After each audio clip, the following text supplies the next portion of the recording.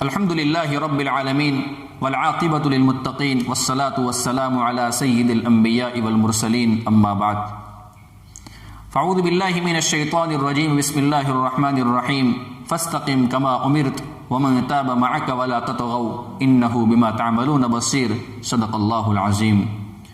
محترم سامعین، ایمان اور اعمال کے اندر استقامت کا ہونا، اس کے اوپر جمے رہنا، یہ بہت بڑی چیز ہوا کرتے ہیں۔ استقامت اتنا بڑا عمل ہے کہ اللہ رب العزت اللہ کے رسول صلی اللہ علیہ وسلم کو یہ ارشاد فرماتے ہیں فاستقم کما امرت، میرے نبی آپ اسی طریقے سے جمے رہیے جس طریقے سے آپ کو حکم دیا گیا ہے۔ ومن تاب معک ولا تطغوا، اور وہ لوگ بھی آپ کے ساتھ جمے رہیں جو شرک سے توبہ کر کے آپ کے ساتھ ہو گئے ہیں۔ ولا تطغوا، اور اللہ تبارک و تعالیٰ کے حدود سے آگے مت بڑھنا۔ انہ بما تعملون بصیر، اللہ تبارک و تعالیٰ تمہارے سارے اعمال کو دیکھ رہا ہے۔ ایک مرتبہ اللہ کے رسول صلی اللہ علیہ وسلم بیٹھے ہوئے تھے، صحابہ کرام بھی بیٹھے ہوئے تھے۔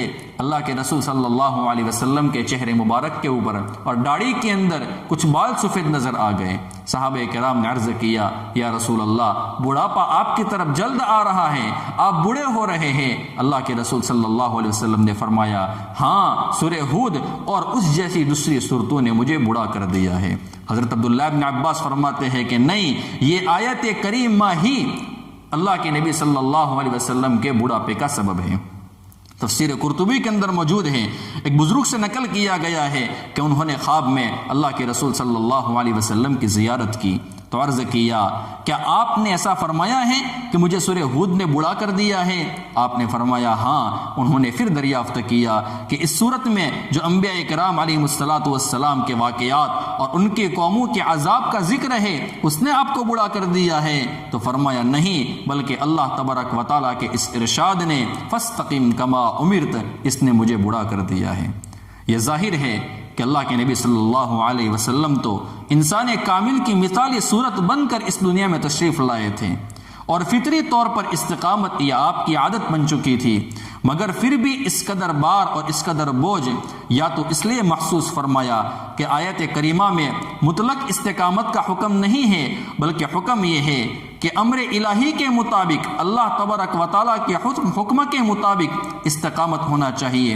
انبیاء کرام علیہ السلام پر جس قدر خوف اور جس قدر اللہ تبارک و تعالیٰ کی خشیت کا غلبہ ہوتا ہے وہ سب کو معلوم ہے، اور اس خشیت ہی کا یہ اثر تھا کہ باوجود کامل استقامت کے یہ فکر لگ گئی تھی کہ اللہ جل شانہ کو جیسی استقامت مطلوب ہے وہ پوری ہوئی ہے یا نہیں ہوئی ہے۔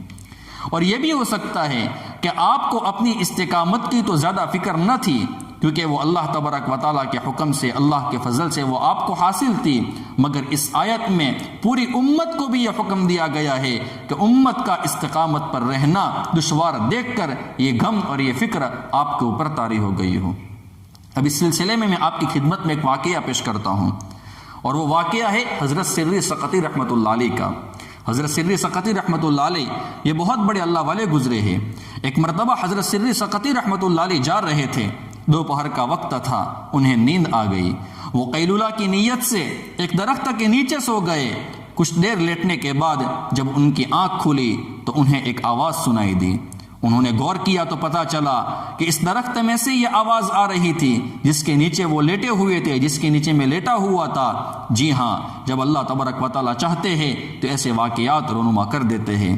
درخت انہیں کہہ رہا تھا، یا سری کن مثلی، اے سری تم بھی میرے جیسے ہو جاؤ۔ یہ آواز سن کر بڑے حیران ہوئے۔ جب پتہ چلا کہ یہ آواز درخت سے آ رہی ہے تو آپ نے اس درخت سے پوچھا، کیف اکون مثلک، اے درخت میں تیرے جیسا کیسے بن سکتا ہوں؟ درخت نے جواب دیا، اے سری، جو لوگ مجھے پتھر پھینکتے ہیں، جو مجھے پتھر مارتے ہیں، میں ان لوگوں کی طرف اپنے پھل لوٹاتا ہوں، اس لیے تم بھی میرے جیسے بن جاؤ۔ وہ یہ بات سن کر اور بھی زیادہ حیران ہو گئے، مگر اللہ والوں کو فراست ملی ہوتی ہے، لہٰذا ان کے ذہن میں فوراً خیال آیا کہ اگر یہ درخت اتنا ہی اچھا ہے، جو اسے پتھر مارے یہ اسے پھل دیتا ہے، تو اللہ رب العزت نے درخت کی لکڑی کو آگ کی غذا کیوں بنا دیا؟ لہٰذا انہوں نے فرمایا، اے درخت اگر تو اتنا ہی اچھا ہے تو یہ بتا کہ اللہ تبارک و تعالیٰ نے تجھے آگ کی غذا اور آگ کی خوراک کیوں بنا دیا؟ اس پر درخت نے جواب دیا، اے سری، میرے اندر خوبی بھی بہت بہت بڑی ہے، مگر اس کے ساتھ ایک خامی بھی بہت بڑی ہے، اور اس خامی نے میری اتنی بڑی خوبی پر پانی پھیر دیا ہے۔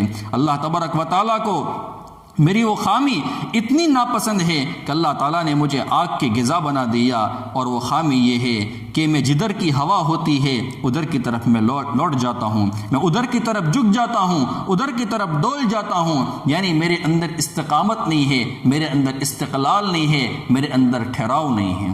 اس سے آپ اندازہ لگا لیں کہ استقامت کتنی بڑی چیز ہے۔ اللہ تبارک و تعالیٰ اپنے فضل اپنے کرم سے ہمیں یہ استقامت کی دولت نصیب فرما دے۔ اب میں آپ کے سامنے قرآن کریم کے اندر جو اللہ تبارک و تعالیٰ نے استقامت کا ذکر کیا ہے اور اس کے اوپر انعام کا جو ذکر کیا ہے، وہ کیا خوبصورت انداز میں اللہ نے ذکر کیا ہے، اور وہ میں آپ کی خدمت میں بیان کرتا ہوں۔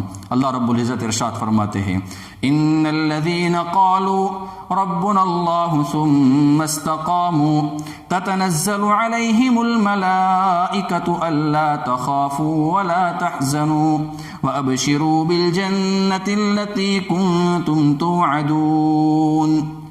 اور جن لوگوں نے کہا کہ ہمارا رب اللہ ہے، اور پھر وہ اس بات پر ثابت قدم رہے، تو ان پر بے شک فرشتے یہ کہتے ہوئے اتریں گے، نہ کوئی خوف دل میں لاؤ، نہ کسی بات کا غم کرو۔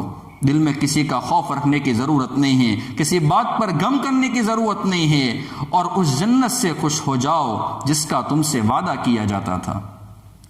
نحن اولیاؤکم فی الحیاۃ الدنیا وفی الآخرہ وَلَكُمْ فِيهَا مَا تَشْتَهِي أَنفُسُكُمْ وَلَكُمْ فِيهَا مَا تَدَّعُونَ۔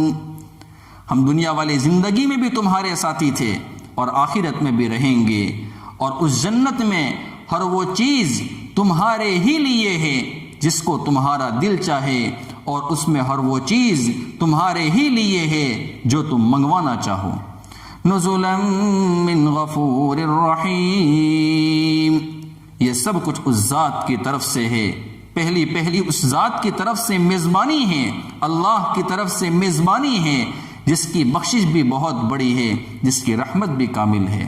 اللہ تبارک و تعالی ہمیں صحیح معنوں میں ایمان اور اعمال کے اوپر استقامت عطا فرمائے، اور اللہ تبارک و تعالی ہمیں جنت میں اعلیٰ مقام عطا فرمائے۔ آمین یا رب العالمین، وآخر دعوانا ان الحمد للہ رب العالمین۔